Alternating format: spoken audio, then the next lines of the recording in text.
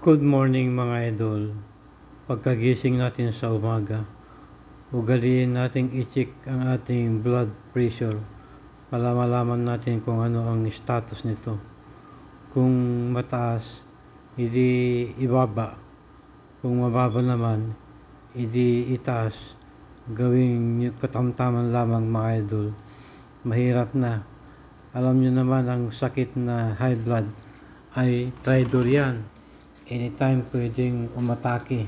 Kaya kailangan maagapan natin, malaman natin ang ating blood pressure palagi para sa ganon ay ma-prevent natin kung ano man ang magiging implikasyon nito. Alam niyo man mga idol na kailangan panatilihan natin ang ating kalusugan, na physically fit tayo palagi para sa ganon ay walang problema sa trabaho. Alam niyo naman mga idol na pag tayo ay may sakit, siyempre hindi tayo makapagtrabaho ng maayos. Kung hindi tayo makapagtrabaho ng maayos, paano ng ating kita? Di walang kita, di ba? Saka isa pa mga idol, pag tayo na high blood, naku, sakit sa bulsa yan at sakit ng damdamin. Alam nyo naman mga idol na mahirap ang magkasakit ngayon, magastos, grabe.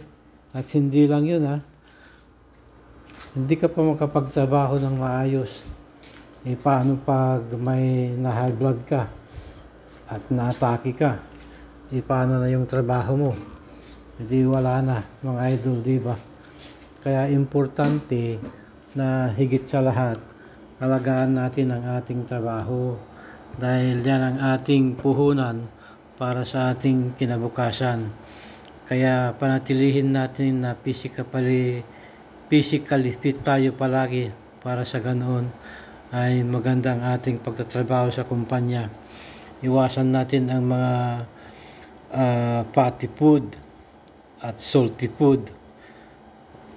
Kumain tayo ng more fruits and vegetable at dagdagan po natin ng exercise at saka balanced diet po nga pala sa pagkain para sa ganun ay maiwasan natin ang sakit na high blood, diba? Kaya for reason, kailangan malaman nating mabuti ang ating blood pressure palagi para ay maiwasan ang anumang sakuna. Alam nyo mga idol, ang sakit na high blood ay traitor yan. Kaya wag tayong magtiwala. Kailangan iba yung ingat ang kailangan natin sa ating kalusugan. Dahil ang kalusugan ay kayamanan na dapat nating pangalagaan. Diba mga idol? Ako medyo mataas kaya ibaba ko pa. Kailangan pa ng more balanced diet.